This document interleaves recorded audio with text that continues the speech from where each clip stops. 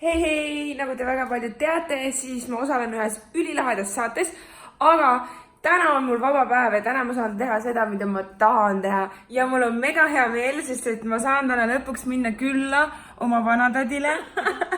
Ma avastasin just ühe ülilaheda asja. Mul on köögis sellised huvitavad valgustid ja siin on selline väike asi. Ehk siis ma kogemata viipasin siia vastu ja mul läksid tuled põlema.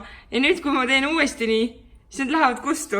What? Valmis minema, aga ma tõepoolest ei teadnud, kus mu telefon on ja ma otsisin seda mingi 5 minutit praegu.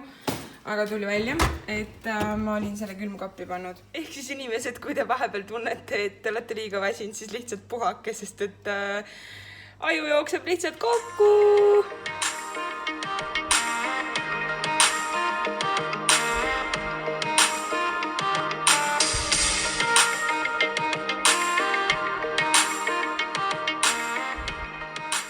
Ma jõudsin nüüd vanatädi maja ette ja tegelik põhjus, miks ma siia tulin, oli see, et ta oli mulle väga pikalt juba rääkinud, et tal ei ole kodus vingugaasi ega suitsuandurit. Ma loodan, et minust on kasu ja ma lähen paigaldan talle selle. Ja selle jaoks käisin ma tegelikult ka G4S-is, kus sain ma väga huvitavaid asju ja lisaks ka selle anduri, mille ma saan siis paigaldada. Ja eks vaatame, kuidas ma sellega hakkama saan.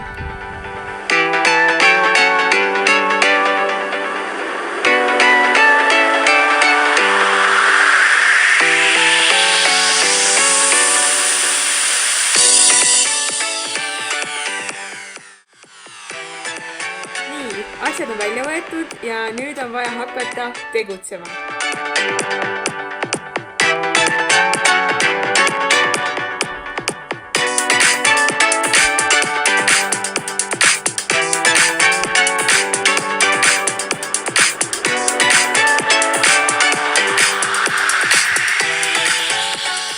Nii, lõpuks sai see väga armsa nimega andur paigaldatud.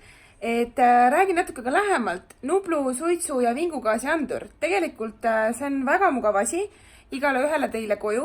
Ja lisaks sellele, et ta lihtsalt tuvastab suitsu ja vingugaasi, saate te ka kodust eemal olles info teada, kui midagi on kodus juhtunud. Lisaks sellele, et saate te ise ohust teada, saab ka G4S juhtimiskeskus sellest teada. Ning juhtimiskeskus näeb välja selline.